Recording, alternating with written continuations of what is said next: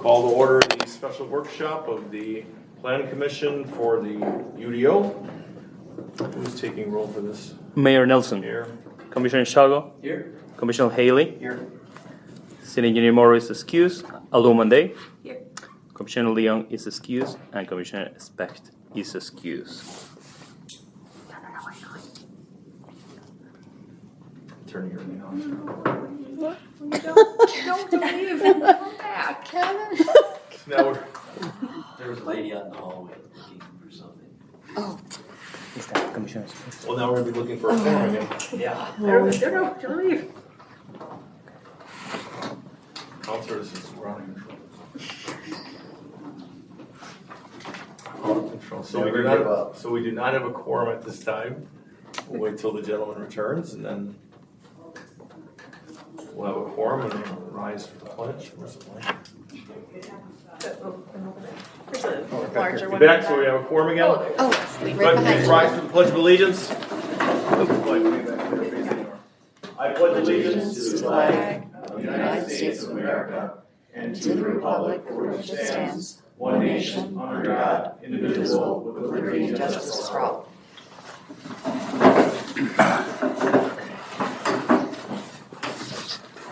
Okay, item B. Regular, you want to take this? Yes, thank you. This is a workshop on the project for the rewrite of the Unified Development Ordinance. So the meeting order that staff is proposing is that the consultant will present the noise ordinance, the draft, and the performance standards. Then we'll ask the Plan Commission to open a citizen comment period. And after that, we'll go into the natural resources and then have a citizen comment period if possible. So with that, I will yield to Jackie from House 11. Thank you guys. Good evening, everybody. So instead of a presentation for this work session, we're just going to kind of walk through the draft itself. So hopefully you all have from your packet the draft Article 8, Noise and Vibrations. So starting out just at the very beginning of the article, we have our general provisions. This just sets up purpose, applicability, make sure it's super clear that this applies to all noise, all sound, and all vibration originating within the city. Then our next section is about stationary noise limits. So this would be noise that takes place, at a single place, as opposed to mobile noise, which could be a noise that's coming from a car or something else in motion. So first, we establish 3 types of stationary noise: continuous, intermittent, and impulse or impact noise. And those 3 types of noise are then regulated differently. So first, when we look at the maximum continuous and intermittent noise level, we have a table that establishes a maximum sound level, a dBA, based on the receiving land use. So it's, let's say there's a residence next to, let's say the use that's generating a lot of outdoor noise. The maximum would be the whether it's in the daytime at 50 or at the nighttime 45, because the receiving land use is hearing the noise. You would use those standards rather than the standards of the delivering or the originating land It's use. 5:52 p.m. Commissioner Specht is present. Good evening, welcome. All right, and then our next section is about maximum impulse or impact noise. So we didn't change your current standards all that much. The 140 dBA is the maximum you all have for impulse or impact noise today. We did, however, receive some public comment ahead of this meeting. A resident was concerned that 140 dBA is just too high to allow kind of a by right level of noise. So we did some digging and agree and think that there is perhaps a alternative way to regulate that level of noise. So what we would propose is to lower this maximum allowed impulse or impact noise level to somewhere closer to 75 or 80, the maximum that would be allowed in the city. And then to accommodate the louder impact noise like you might get at a fireworks show or whatever, we would handle that through the city's special event licensing process. And there we have some additional details on monitoring, ongoing monitoring for those types of events, so that the police department is much more easily able to enforce those standards. Our next section is on mobile noise limitations. These standards are not proposed to change from what they are today. And their next section is how to actually measure the noise itself. So there are two types of noise monitoring. The first would be complaint-based. So a resident, a business owner, whoever here in the city would call the police department with a noise complaint that would then send the police out to monitor the noise. The other avenue for noise monitoring would be for a special event or ongoing monitoring. So as a part of the special event licensing process, if the noise is going to be generated over the levels that are the maximums that are in this ordinance, then a continual sound monitoring, ongoing sound monitoring would be required just to ensure that the sound levels are being kept at what the license makes that maximum. It lessens the burden on the police department to continually monitor those sound levels, and then of course lessens the burden on residents, so they're not responsible for sending in those complaints each time. It really puts the onus more so on the special event operator, and then for the we'll get into the performance standards, but there's also a ongoing monitoring requirement for certain uses. In order to get approved, if you're proposing to have outdoor noise, then having that ongoing monitoring so that the police department isn't responsible for doing that themselves is. Can you say that again? What you just said about the police department. So the police department would not be responsible for continually monitoring. I'm sorry, say it one more time. So the police would not be responsible for continually monitoring noise levels. We'd have the continual monitoring device that would then report back to the police department, and then they could understand if they have or have not exceeded those limits. Thank you. The next couple of sections of this chapter are a bit kind of technical, but really it's just ensuring that the right type of equipment is used, and then is the kind of located in a correct manner so that you're really measuring the noise correctly. There is one change that we were going to make based off of some feedback that we received. So instead of being measured from the property line, it would be measured at the property line, just to make that super clear. And then one other correction for the duration of measurement. This should say that for continuous noise, that would be measured in 5-minute periods over a 10-minute period of time. So you do two averages of a 5-minute period for continuous noise, and then for intermittent noise, it would be 1 minute over 10 minutes. So just a little bit different way of measuring because of the nature of the noise and then the nature of the averaging device that would be used. Yes? So will we be changing the word intervals to periods? It's a little awkward, like 1 minute intervals over a 10-minute period. Would it be marked 1 minute periods over a 10-minute period? Yes. Okay, yeah, we can clarify that if that makes, Again, we if that is don't want clear for you. confusion down the Yep. line. Yep, definitely. Agreed. It doesn't hurt. Yeah. All right. And then the next section, 183-42, this is about exemptions and exceptions. So the exemptions that start the list, those are almost all of the exemptions that you have listed in your code today, things that are just loud and are going to be loud, and there's not a whole lot we can do about it.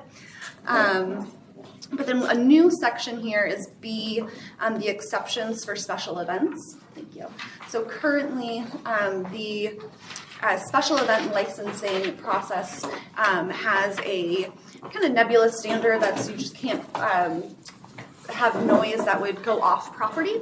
So that's kind of hard to regulate, hard to enforce.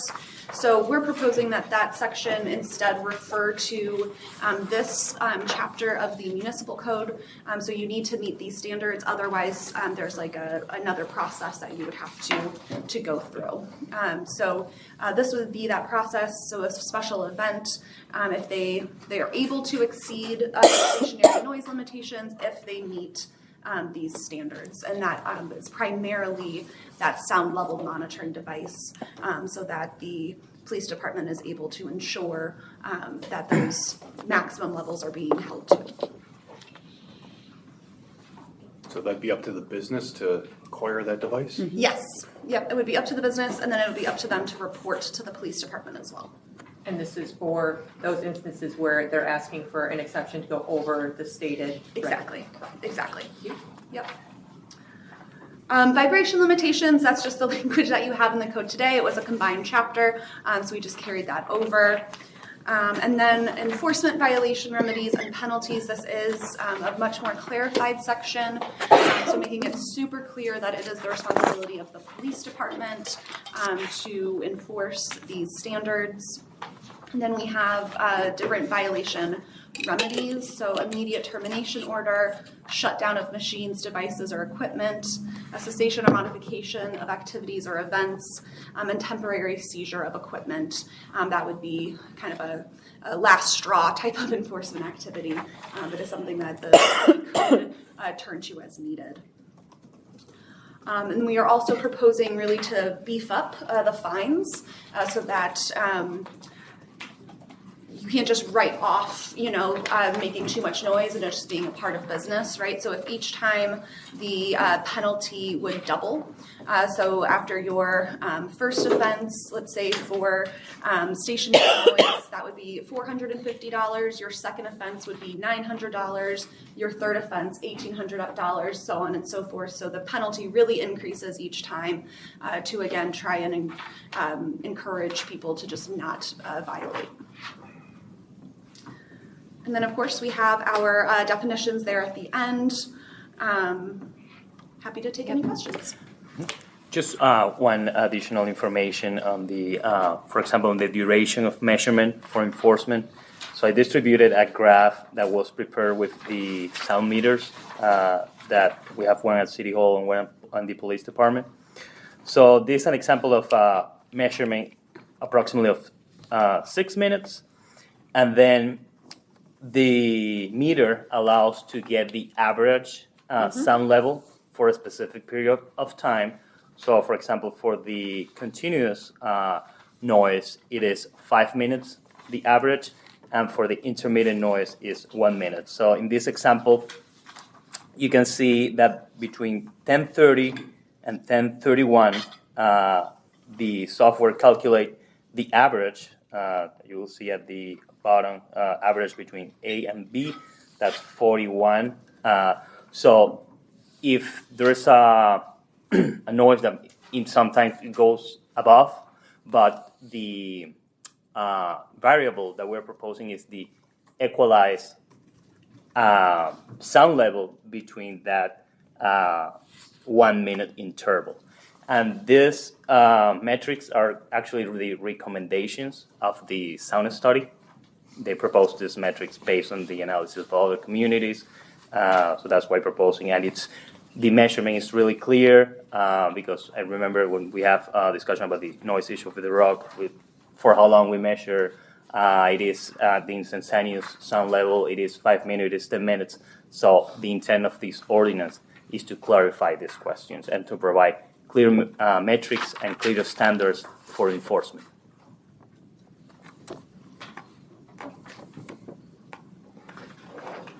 Quick question. I was going to ask you anything. I know it mentions constant and stable. That's a little confusing to me. I guess that means anything over the decibel meter for a period of time, but it's the average. Is that what we're kind of? Yeah, so it would be taken off of the average. So you're thinking at the 183.39A1. Yes. And I believe that's why we would be doing the longer periods of measuring. So instead of every 1 minute, you measure every 5 minutes. So you do two to see if that is truly a stable sound level.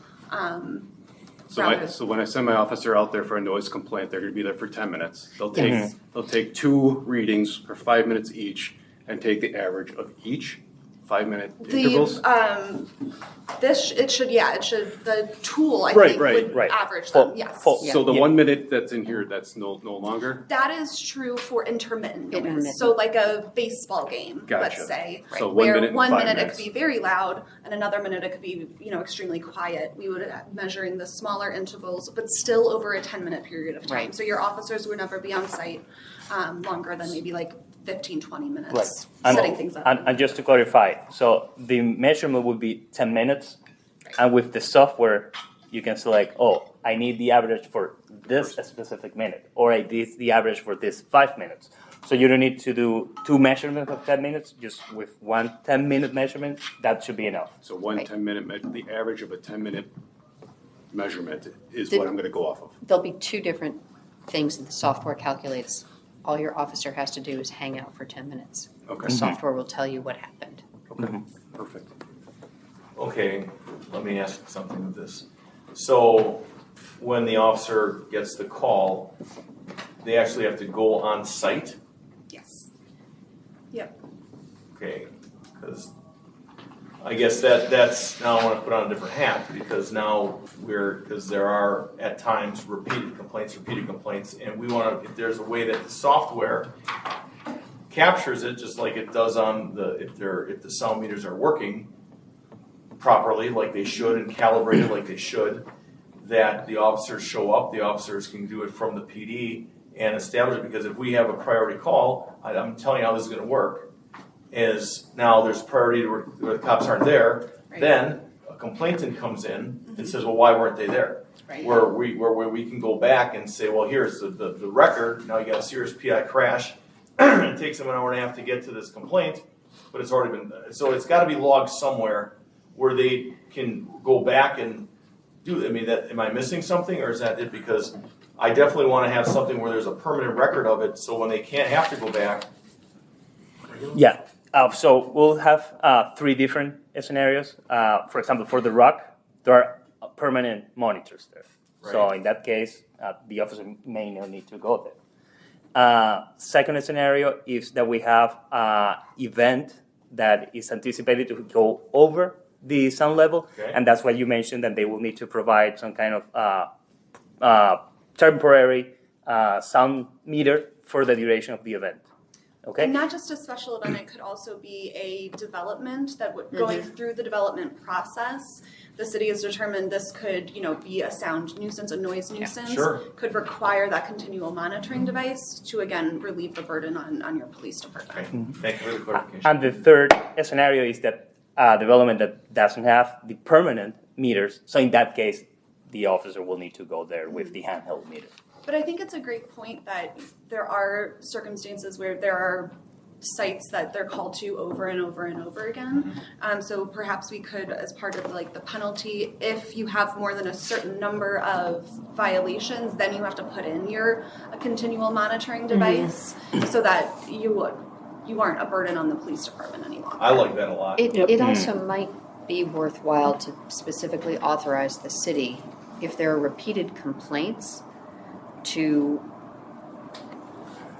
require installation. If it could be deemed a nuisance in air quotes, that If would be they're- for terming of a nuisance Yeah. property right It's- now is, I don't know how many times you have to go to a bar before it becomes a nuisance. Every jurisdiction is different, but if you have certain things pop up like that, that's definitely a way. Yeah, so in our violation remedies, the kind of first thing the police department would do would be an immediate termination order. So if they get that reading back and it's over what the maximum is, they would say you got to shut down. If they refuse to do that, if they fail to comply, then the police department would be able to seize the equipment that's making the noise. So I think Oh, boy. that's certainly Fun times. That's, yes. That's Ugly subwoofers, okay, It all right, is. thank Ugly is a you. good word for that. It is Yeah. ugly, yeah. Hopefully it never gets to that point, but certainly I think the language is in here to back you guys up in really enforcing these standards moving forward. Thank you. Can I ask a question, please? Ray, when we're gonna have, we have input right now, or how do we do this? City attorney, to have, The commission. I would say yes, I mean, we're here, this is a group Okay. that's volunteered their time to get involved in this, I prefer to hear their feedback immediately opposed to. Okay, I just have a question, like, I know there's a serious noise problem on Saturday. Many people called the police department and nothing changed from 5:30 to 10:30. So what is the policy? You guys approved a resolution saying that if complaints come in, the noise should be reduced. Nothing was done. So what is the process? I don't have, and if you look at the actual monitors, they're clearly not located at the right location.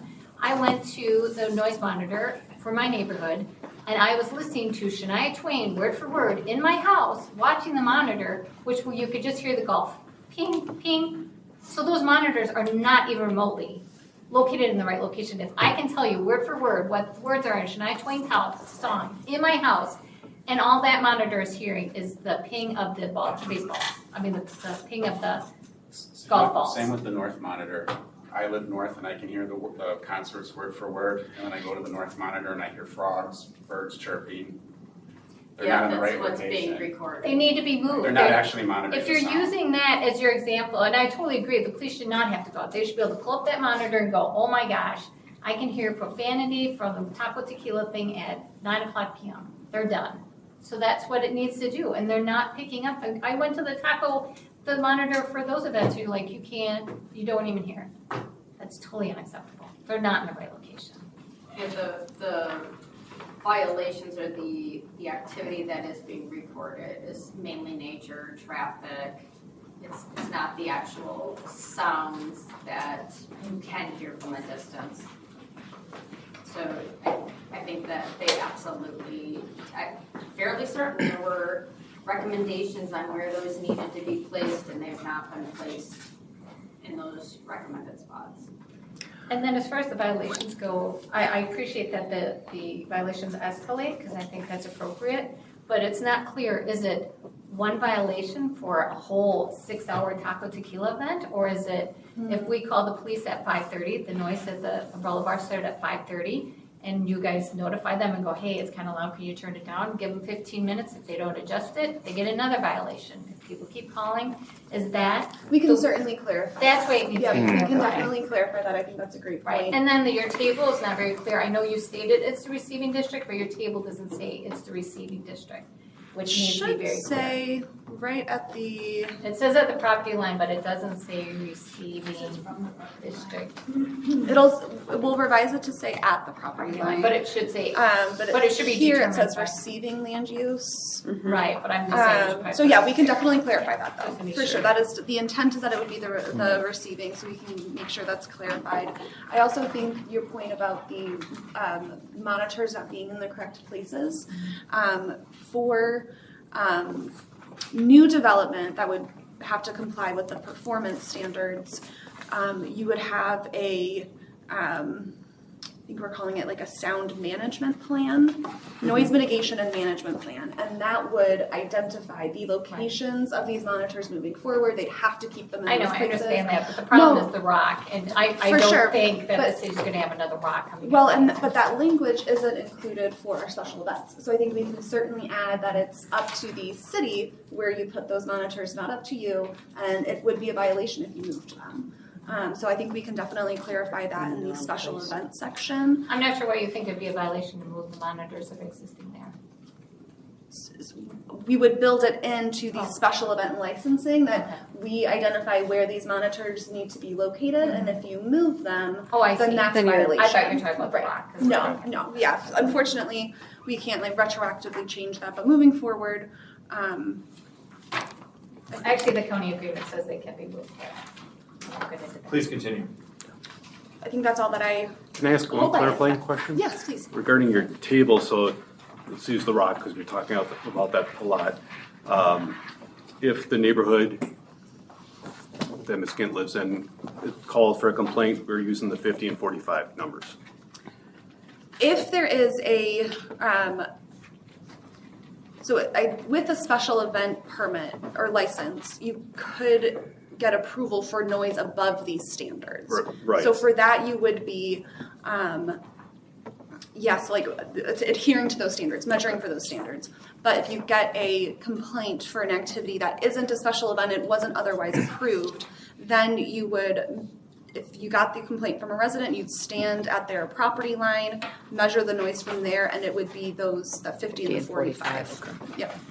And I don't think you should be measuring at the property line, it should be the property line of the development, because, it's not as loud at my house as it is probably Dale's house. I'm 9 houses from Dale's house. So why, if I complain, why aren't you measuring at the property line is what I'm saying, because it's obviously, it should be louder at the property line, that only makes sense as far as scientifically.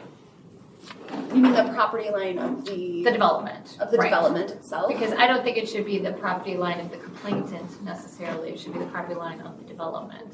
Well, so if you did it that way, if you measured it at the originating land use, because it's non-residential, it would have a higher standard, so it can make a higher level of noise. But it's sort of that noise pollution, noise trespass. If it's so loud that away from the property at this residential area, we're going above what's appropriate in a residential space. The Rock does touch residential properties. It's not, there's nothing between us.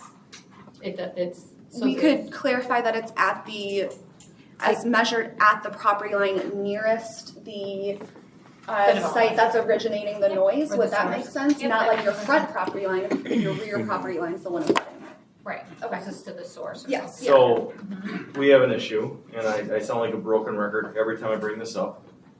But right now, ambient noise is over 50. So,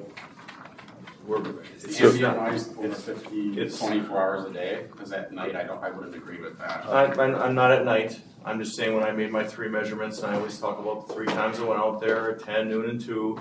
And I'm just saying, this has to be looked at because it's got to be realistic. So, Regula, what do you got? Yes, for the performance standard, that is kind of a noise prevention for new development. For conditional uses that will have outdoor music or outdoor noise, is the requirement of the special use, and also the new performance standards will require a sound study, and the sound study will include the measurement of the existing ambient noise, as well as the predicted noise levels, and that will be prepared by an acoustical engineering firm, and they will provide the recommendation. That's the mitigation plan. And some of these recommendations may be added as conditions of approval for the special use permit. But how does that relate to the Rock? Because obviously there's not going to be another facility. This is for new development. I know, so I'm This is looking noise to fix the prevention. So. This whole discussion is about the Rock. You guys can pretend it's not, but it is. They have 240 events a year that are broadcasting this. So pretend it's about something else. It's not. So how is the noise going to be fixed at the Rock? That's what we're all here for. Yeah, my concern is with the special events. Almost all the events at the Rock are special permit events. So the whole purpose of this to prevent and decrease excessive noise is void. It doesn't do anything for us if they just apply for the special permit, and they're going to get that. There's for no all their like events. So there won't be guidelines. any. There needs to be either limit the number of events, only give them 2 or 3 special events a year or something like that. Right, above what We're starting to put guidelines around that, with the maximum DBA that we had, and then you had recommended including this for special events, and I think that we absolutely need to do that. And while they are grandfathered in with their PDD, there are elements to it that would absolutely come under our UDO, our new UDO, and special permitting that would be required to meet. And I don't want to deviate the conversation from the noise ordinance, but there is a condition for the PDD about the submission of a noise study. That's still outstanding. Right. Okay, but it's not related to this noise ordinance. So you guys could make them do this whole sound study. Right, regardless of the noise Right. ordinance. It's I totally separate issue. Perfect. I do have a question. The consultant mentioned that in the ordinance somewhere it talks about 140 decibels. I am unable to find that. and I'm pretty thorough with my In the research. current noise ordinance, we thought that was the current maximum impact.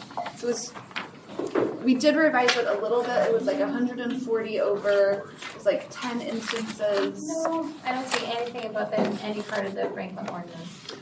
I don't have the text in front of me. I can certainly look it up and find it. Okay, I have it But right we in are front of me. proposing that it Okay. be changed, so. Because the Milwaukee County Sound Study, and it was also a letter that was sent to Mayor Nelson, says that they recommend impulse sounds to be 70 during the day and 60 at night for impulse So noises. we are happy to, we did say we're gonna revise that Okay, section. So I know, but you said 75 to 80, and then also. if you wanna send the recommendation, we'd be happy to. I think I consider gave you it. this sheet.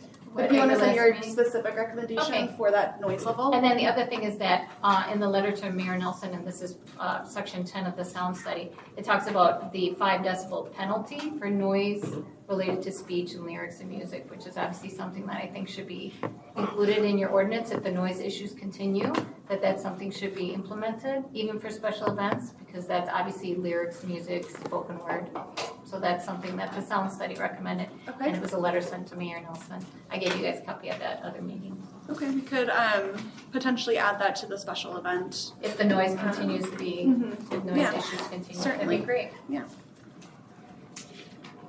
Just to circle back on one of Dana's earlier questions, what is being done now to monitor the sound from the rock? Because like if you look at like daily averages for the sound monitors and stuff, there's a lot of days where they're over the limits of what the decibel level should be at the property line.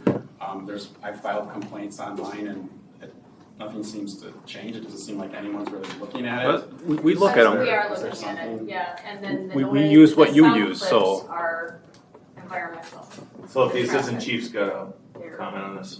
We use what you've seen, what you've mentioned tonight. We use the data on the city website. I know, but if you And- actually came to our neighborhood and you could hear Shania Twain 3/4 of a mile away, you would know that it's loud and those monitors aren't properly measuring anything, is what I'm saying. And I obviously understand there's higher priorities, but we've been dealing with this for 10 years, so.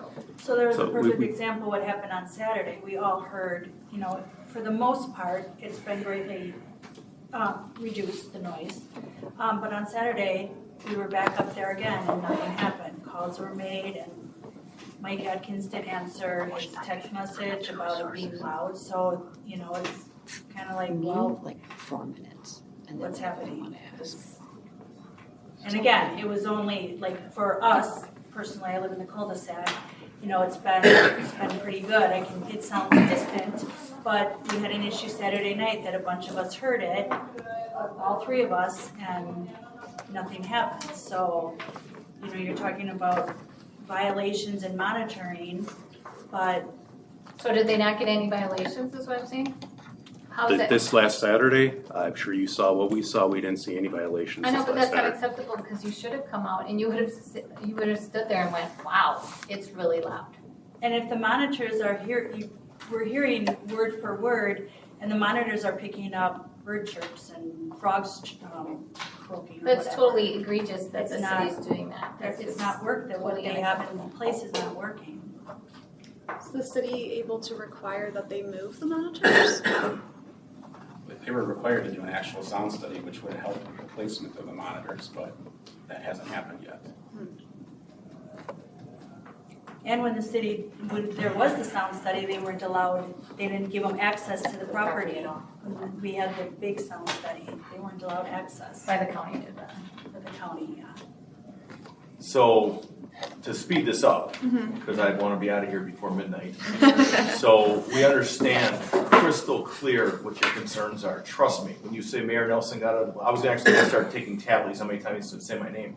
So I am 100% on board with making sure it's done right. Okay, 100%. It's got to be realistic. It's got to be right. And if the monitors are in the wrong places, we got to find out how we're going to do that and how we're going to move them. Because I want a balance, and I want the rock to be successful, and I want you and your neighborhood to have a peaceful life, and not ruin your quality with a realistic view. So that's what I'm going to say on that. Kelly, if you got something more to add on that, or no? No, I agree. We have to find a balance for both your neighborhood and also the business to operate. And I think there's a lot that still needs to be done, and that the city can work to try to get them in compliance on, which would be the recommendations from the sound study, replacement of speakers, and also the well overdue sound study that they were supposed to have done themselves. Which I had brought forward when we were going through all of the special events piece of it again too. And I'm sure if they're in compliance, I don't think it'll negatively impact the business. I would just like to have this for the record. It has improved greatly from previous years. So when you're saying like that everyone be happy, I agree with you 100%. I don't want it to make it seem like when I stand outside, I can still hear, I'm speaking only for me because I know it's different for Andy, where he's located, but for me personally, I can still hear stuff in the background, but I'm not complaining about that. So I kind of feel like when, like when you say stuff sometimes, and this is my interpretation, that it's like you're saying that we want silence. It's not silent, but it's livable now. And so, we're not coming here saying we don't want to hear anything, because I can still hear it, but I can live with what I can hear. If it's within the area of the decibel limits, then that's what our goal is, what a reasonable limit is. Right. And then Saturday the wasn't. vibration part, because that was a big deal when we were at the Knolls. But so if we can move this forward, because we have to get to a regular planning commission meeting. Sure. Can we have Well- like an open forum meeting that we can all talk like with the task force and stuff and actually have a discussion that's something that because you guys are on a time crunch, I understand that, but obviously this is a very important matter and we didn't even touch on the other parts of the UDO either, so. Well, I mean, it comes down to, we have a certain budget, it's a fixed budget for Well, I'm the not saying the UDO consultants need to rewrite be here, I'm and- saying the task force Right, discussion. right. Well, if we have to start the plan, we for sure are gonna be starting the planning commission meeting late, but if we wanna go, I don't wanna, maybe 15 more, 20 more minutes or whatever it is, Yeah. max, and then we gotta get to the. Yeah, the- just what regular meeting. the other topic on the agenda for the workshop is the natural resources. So if there are no more questions about noise, then we can jump into that. Well, there's section. always gonna be Yeah, questions yeah. about noise. Kevin? Two quick comments. I think it's becoming very apparent that somewhere in here we need to define what a noise study is. Who does it? It's I mean, it's gone back and forth, the counties, this one, very clearly in the definitions here of what that is, who does it, who pays for it. It is. I didn't see it. It's in If the you go to the performance standards. Yes. Okay. So the sound study would be required as a part of new development. Yep. So if we're thinking, a new Rocks is coming in, it likely would, but they would be required to do the sound study. It's all spelled Is out there, the- responsibility of the That's- property that's- owner. Yeah, no We worries. need to have no that worries. definition out there. Yeah. Yes. for Article sure. 5, page 36. Or what. And also on the section on vibration limitations, contractor notification, that last sentence doesn't work for me. One, I suspect that we're willing to take notification electronically. Okay, yep, Notification can be done in writing, verbally, electronically, and to who? okay, Where that should yep, go, we so can, that people, it does say the notify the department, but we can clarify, maybe we can touch base and what would be add the it to easiest there, way so for that you all it to says, notify. verbally, in writing, or electronically, and who that's supposed to be Okay, directed. yep, we can get that clarified for sure. Thank you. And then some other definitions that we can add, please, is that you should put nuisance into noise and vibrations, and it should be tied into noise. And then chronic nuisances, Brookfield recently approved chronic nuisances, which is 3 violations, which is what we should be able to And how establish long? here. I think it's 60 days. The city of Milwaukee also has that, 3 violations, and Okay. and I was unable to figure out if it's 3 violations, like one, I'm guessing it's 3 days. I was unable to clarify that. Usually, if you get a citation, it's within 24 hours. It's not every 15 minutes, like 15 minutes, 15 minutes, 15 minutes. It's not, that's, So they're gonna get 1 ticket for $400. I'm just saying, the So- norm.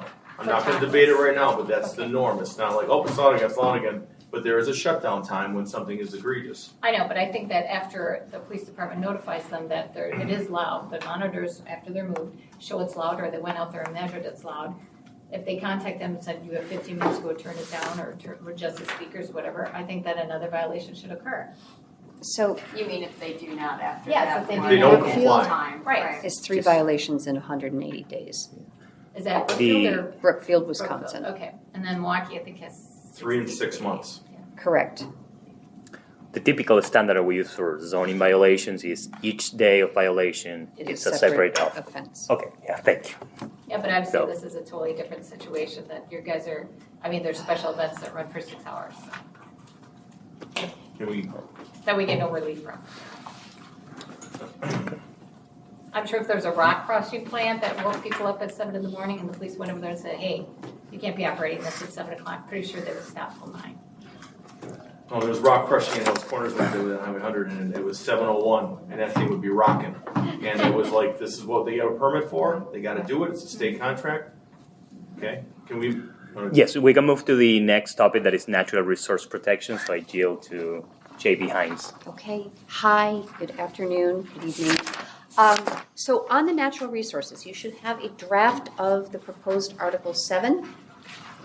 And this represents, as we've discussed, to a very large extent, both a consolidation and cleanup of provisions that had been found across 1, 2, 3, 4, 5 different sections of the UDO. In addition, I understand tonight is your public hearing on the new floodplain ordinance, which provides, which will be a significant update and benefit.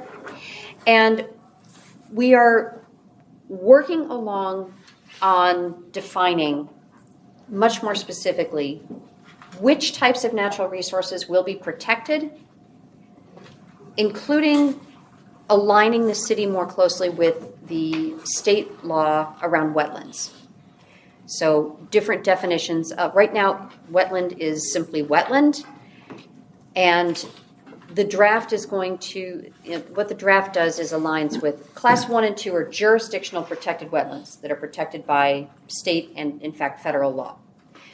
Then we get into degraded wetlands. And the state of Wisconsin has a very specific definition of what a degraded wetland is that we're proposing to track.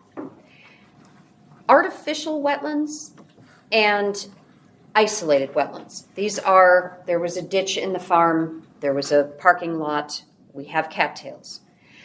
That is the one place where some policy direction might be needed in terms of does the city, it is clear that DNR does not take jurisdiction over these areas. It is also clear that these do provide some degree of flood storage. And on a citywide basis, that does add up. Taking them out, paving them over, grading them in, can lead to changes that lead to more nuisance flooding and put more strain on other systems. So as we move forward, the wetlands are going to be substantially redefined. Mitigation, or what a couple of smart folks who do a lot of work here in Franklin have asked that we call compensation and restoration rather than the M word. What we're proposing to do is allow many more options for compensation if there are impacts. Right now, the only allowable compensation is to recreate wetlands, which is expensive, it's difficult, and from an environmental standpoint, it's often not recommended. So, working with your wonderful staff and with feedback that we've gotten from folks who are very active in the Environmental Commission, we are going to propose a list of a whole bunch of different activities that create flood storage capacity and enhance the city's environmental functions as other options for wetland compensation. We are thrashing through what the right ratios would be for some of those. We want to keep it simple and not involve hydrologists and computations of soil volumes, but go with generally accepted volume management that MMSD has been using for a good 10 years through its Green Infrastructure Partnership Program. Options would include adding bioretention, either in your own stormwater, instead of a pond, you do bioretention, meeting the DNR standard 1002. Permeable pavements, which create storage, reduce heat, don't need as much snow plowing. The 15-year-old permeable or porous concrete parking lot is not an example of what's being put in now at places like Poblaki paving. So we've got better product. Actual wetland restoration, if that's something that's feasible, great. Depaving and putting in native vegetation and plants, very beneficial. There's good technical standards for that.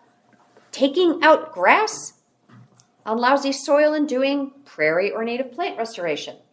We've got modeling, piles of modeling from the county parks and public works that show just how much suspended solids and volume reduction you get from that. So all of those would become options, which should, in our meeting with the development community about this, was very well received. So working through the ratios on that, but I think we'll have a handle on wetlands. If we're feeling like this is good policy direction, I think the one sticking point could be, does there need to be some compensation if isolated wetlands and artificial wetlands, back at the parking lot cattails, are filled?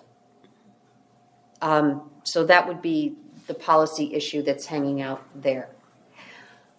Woodlands and trees.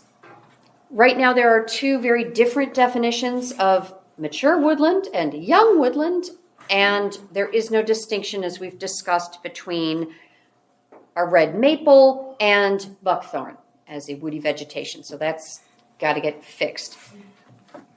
The proposal would be, in terms of what's the mitigation for trees, to give two avenues for this. One would be measure the canopy that presently exists and plant in good soil with sufficient area trees that at their maturity would replace that canopy one for one. So for example, if you had 1,000 square feet of canopy and a 30-foot diameter, like a really good maple, is going to give you 700 square feet. So, I did a little math out here. Okay, say you got 3,000 square feet of canopy. What you would put back is probably 5 trees that would be expected to make it to 600 square feet at maturity. They would need to be planted in sufficient soil with sufficient depth, not the backfill from a construction site, with a 3-year financial guarantee, which does not need to be a bond. It can also be a letter of credit or a warranty on a landscape certification. There are different ways to do that.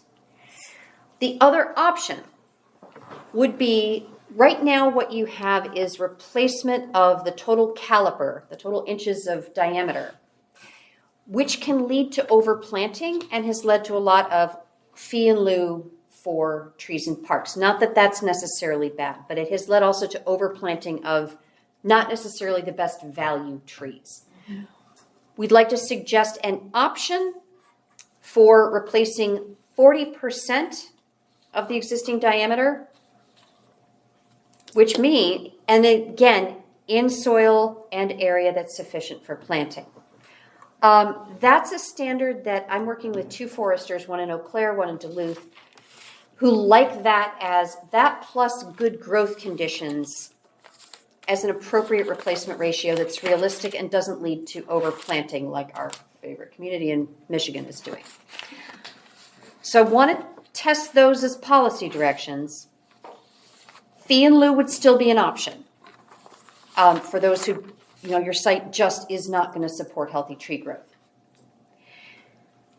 The other thing that we would do in this rewrite that's in this draft is to take the sewer pack primary, secondary, and isolated natural areas, and those would sort of be the umbrella.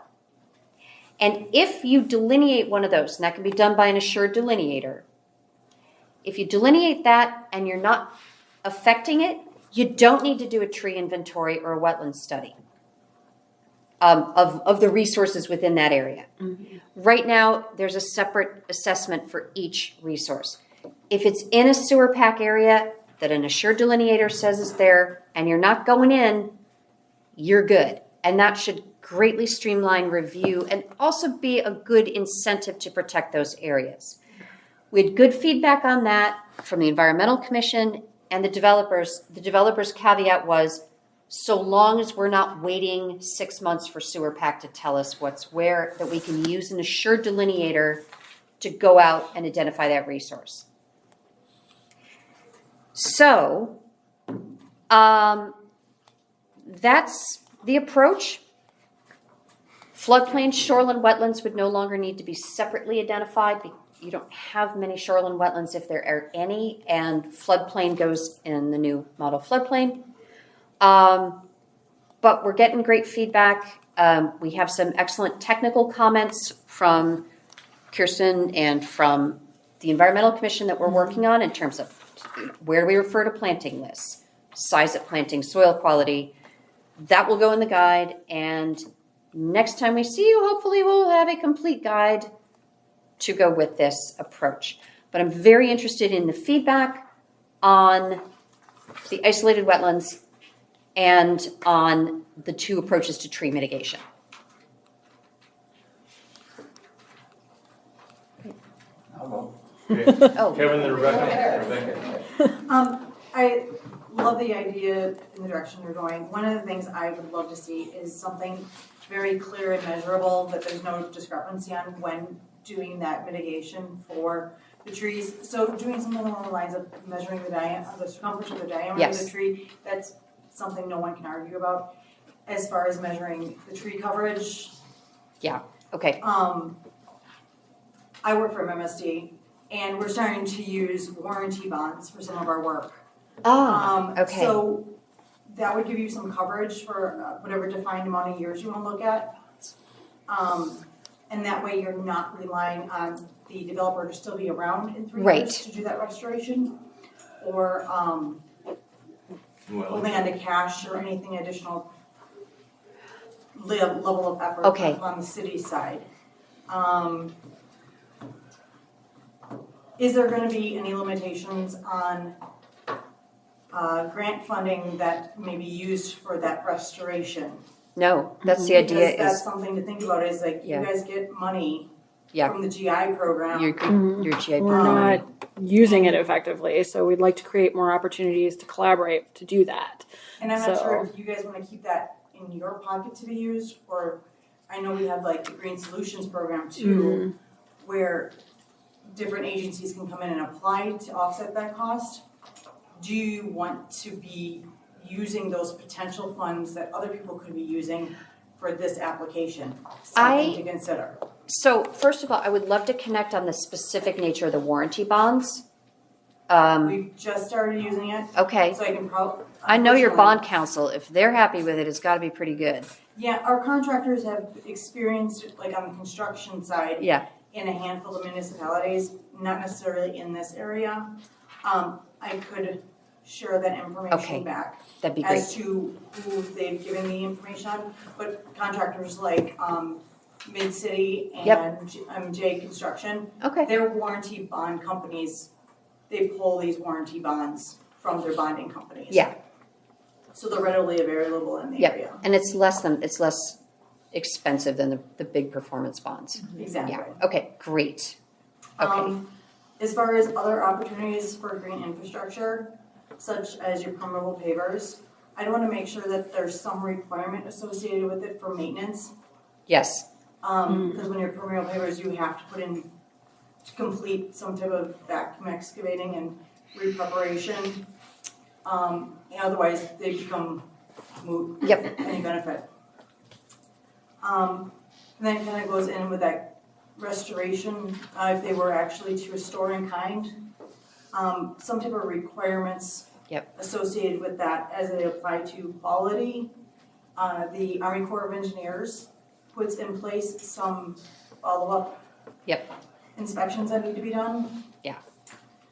That assure that we end up with a quality development. And that, I believe, the restoration project I did went for 7 years.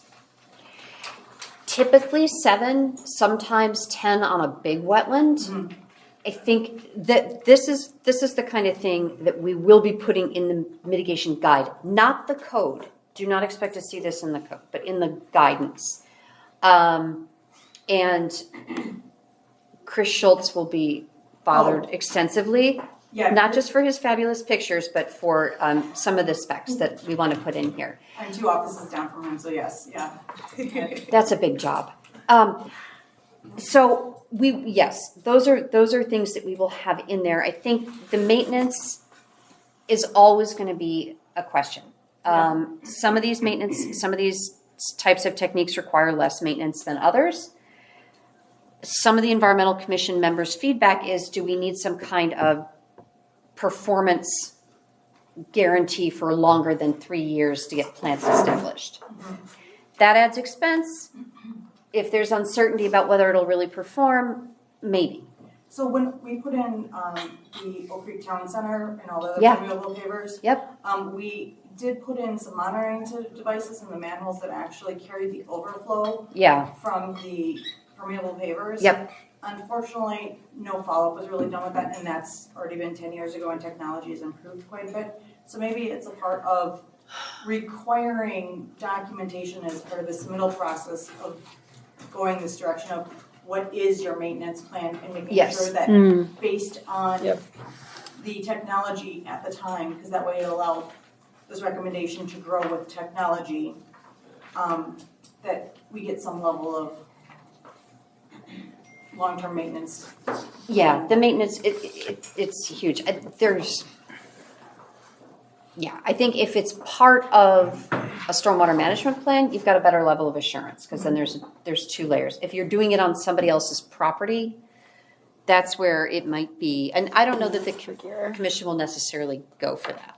But if it's under ownership and control, there's a lot of opportunity for benefit. We were looking at the schools and large swaths of grass. What about looking at it from a water quality, where the outfall is from, if they go the direction of more manufactured, constructed, permeable pavers, something along that line, bioretention? Yeah. That at the outfall where it leaves the site, water quality? I think that, so one of the critiques currently is it's so complex that it's almost like if you over monitor, people are going to kind of give up and not do that.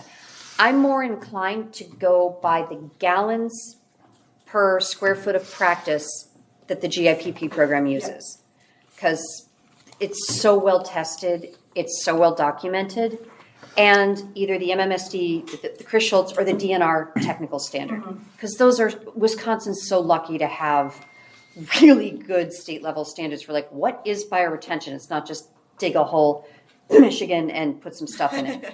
So I'm more inclined to go with that on more of a gallon and square foot basis than trying to monitor each of these practices. I'm just not sure what we get for the level of effort.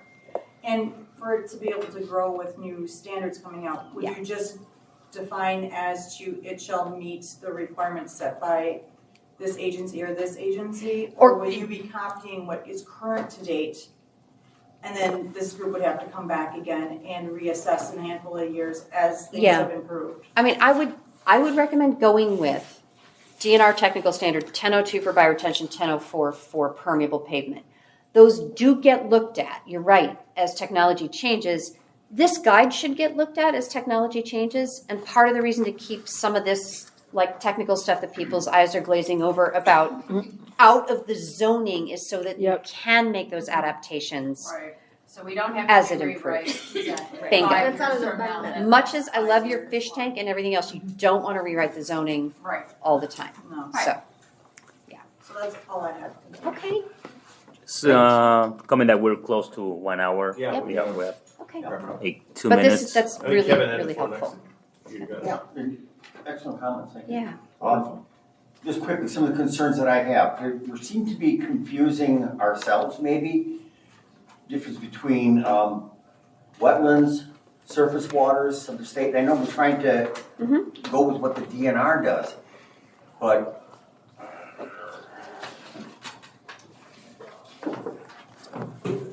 surface waters, state defines them.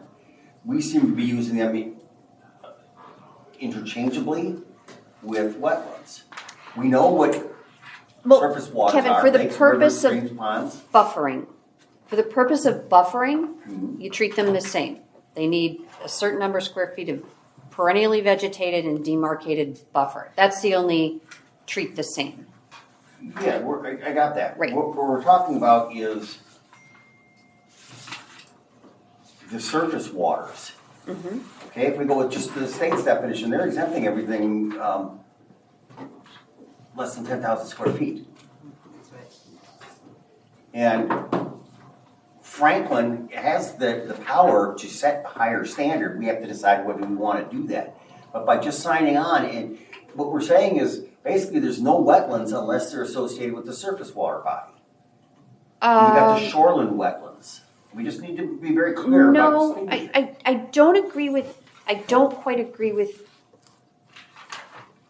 that interpretation. I think this is the degraded, and then there is a question about artificial and isolated. Right now, in this draft, degraded wetlands are the only sort of category that would not be subject to the buffer requirement. But they'd still require compensation if you affect them. But any other wetland type would need to, and any surface water would need to be buffered, or you're in for a special exception process. So I'm still missing the distinction that we should be making between surface water and their connected surface, their surface water and their wetlands versus the isolated wetlands. okay, so that's a different question. Right. And that's, I So just want to be real clear in here. that So this is- wetlands associated with the surface water and the surface water itself all would require buffer. Yes. Yes, and that's the draft.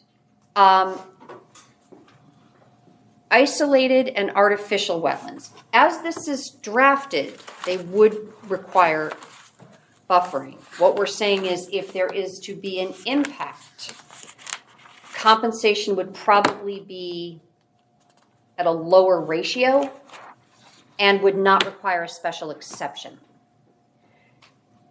And I think there's going to be, that would, depending who you ask, that would exceed the state's current interpretation of its authority.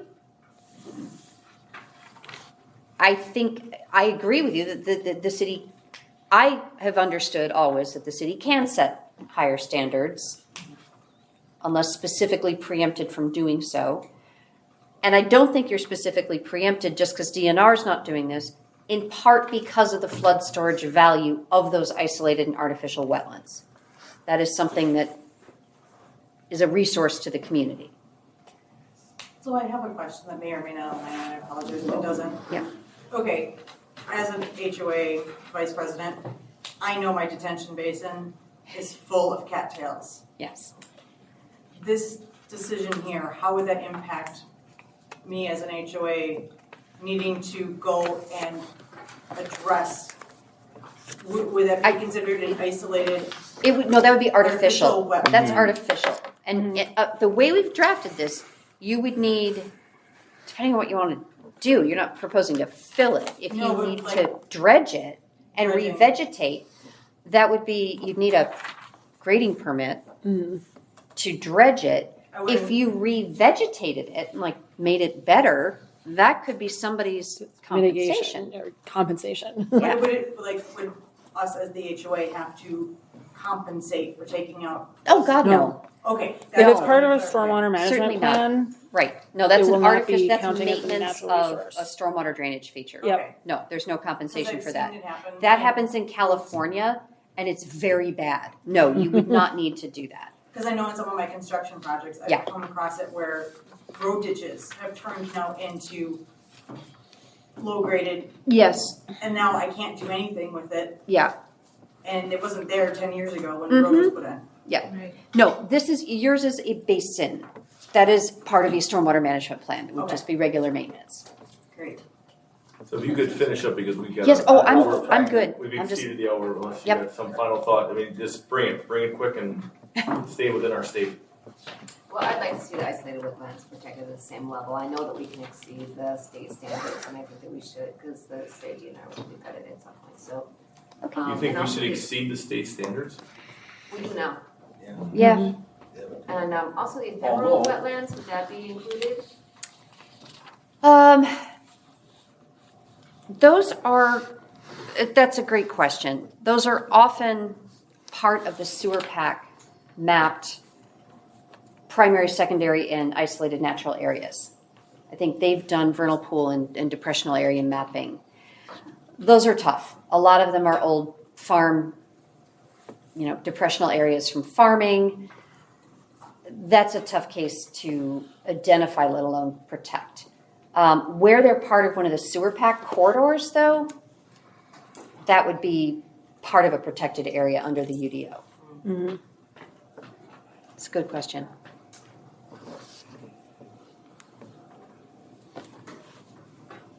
I'm just concerned about the smaller wetlands. Yep. Because what we're seeing, as a matter of fact, is the developers come in with a letter from the DNR saying it doesn't meet the standard, and then they don't even have to account for that with buffers or anything. Mm-hmm. So we're missing an opportunity. Yep. The intent is to Okay. dissuade them from destroying these resources. That's right. Right. And to give them a proper incentive. So I think a lot of what we're talking about is good, but we don't want to write off those Okay. smaller isolated wetlands. All right. Based on that feedback, let's draft it with maybe 2-to-1 compensation for degraded, isolated, artificial. That's, again, if you're filling it, not if you're maintaining your stormwater pond, which is always a good idea. I just know a lot of subdivisions in here are in the same situation where. Oh, yes. Yep. Okay. Okay, just Great, one that's- small point. Yes. The steep slopes, let's not require their protection, but let's require their identification. For sure. So Yep. when we talk about the natural resource special Okay. exception, we should know where those are. And in fact, that's one of the criteria for the sewer pack Yes, it is. definition as primary, secondary, or isolated. Okay. Good, okay. Okay, You good. good, ma'am? Got it, Kevin. Thank you. Yeah, all good. Thank you. Thank That you is very exactly much. what we needed. All right, we'll adjourn at 6:55 PM, and at 7 PM we'll start next door. All right. Take your sign, everybody.